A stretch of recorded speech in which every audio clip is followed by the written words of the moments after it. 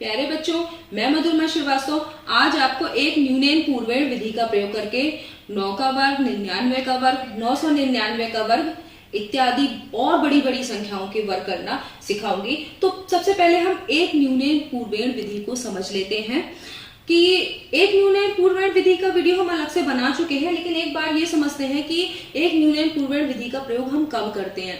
तो ऐसी संख्याओं की गुणा करने में करते हैं जिसमें से कि एक संख्या के सभी अंक 9 हो। जैसे कि हम एक उदाहरण के द्वारा से सीखते हैं, अगर 23 है एक संख्या और उसकी गुणा हमें 99 से करनी है, तो यहाँ देख रहे हैं कि इस संख्या के सभी अंक 9 है। तो हम आंसर के लिए 2 पार्ट करते थे। पहले पार्ट में जिस संख्या में 9 नहीं है उसमें से एक न्यून करते थे। एक न्यून का मतलब संख्या में से 1 घटा देंगे, तो 22 हो जाएगा। यहाँ पर जब 1 घटाएंगे 23 में से और इस एक न्यून को इस 99 में से घटा देंगे, तो यहाँ हो जाएगा 77। तो यही हमारा आंसर आ गया। अब हम इससे 9 का वर्ग, 99 का वर्ग, 999 इत्यादि का वर्ग कैसे निकालें। तो यहाँ पर देखिए 9 का वर्ग का मतलब होता है 9 गुणा 9, यानी पहली संख्या भी 9 है, दूसरी भी संख्या 9 है, उसको गुणा करना है। तो पहली वाली का एक न्यून कीजिए, कितना हो गया 8, और इस 8 को इस 9 में से हम घटा देंगे तो यहाँ हो गया 1। तो पहले पार्ट में हमारा 8 आ गया और दूसरे पार्ट में 1, इन दोनों को लिख देंगे एक साथ, तो ये हो गया 81।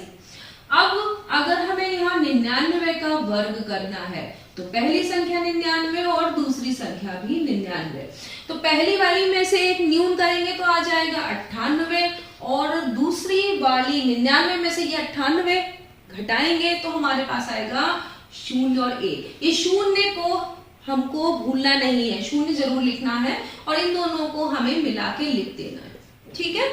अब अगला वाला अगर हम इसी तरीके से निकालें 999 का वर्ग, तो पहली संख्या भी हमारी 999 और दूसरी भी 999।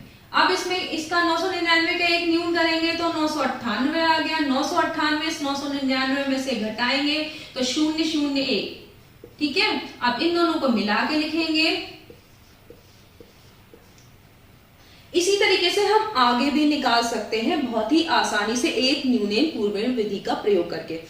लेकिन अगर हम पैटर्न पहचान लें, इसमें एक पैटर्न है, अगर पैटर्न पहचान लें तो बिना किसी सूत्र का प्रयोग करे भी हम अगर कोई भी ऐसी संख्या जिसके सभी अंक 9 हैं उसका वर्ग आसानी से लिख सकते हैं बिना किसी सूत्र के। तो चलिए हम पैटर्न को पहचानते हैं। तो ये देखिए 9 का वर्ग, 99 का वर्ग, 999 का वर्ग, इनके जो वर्ग आएंगे उनका पैटर्न हम देखेंगे और फिर आगे की संख्याएं जो हैं उनके वर्ग लिखने की कोशिश करेंगे, ठीक है। तो अब इसका जैसे हमें वर्ग देखा था तो आपने निकाला है 81, 81। देखिए अगले वाले में हमारा क्या हुआ है 9801, बिना देखे ही हम लिख रहे हैं। कैसे लिखेंगे, यहां 998001। अब आगे वाले में क्या होगा, यहां तक हम निकाल चुके हैं। यहां देख रहे हैं कि अगर संख्या में 1 अंक है तो उसके वर्ग में 2 अंक है। संख्या में 2 बार 9 है तो यहां पर 4 अंक है। ये 3 अंक है तो यहां पर इसके वर्ग में 6 अंक हैं।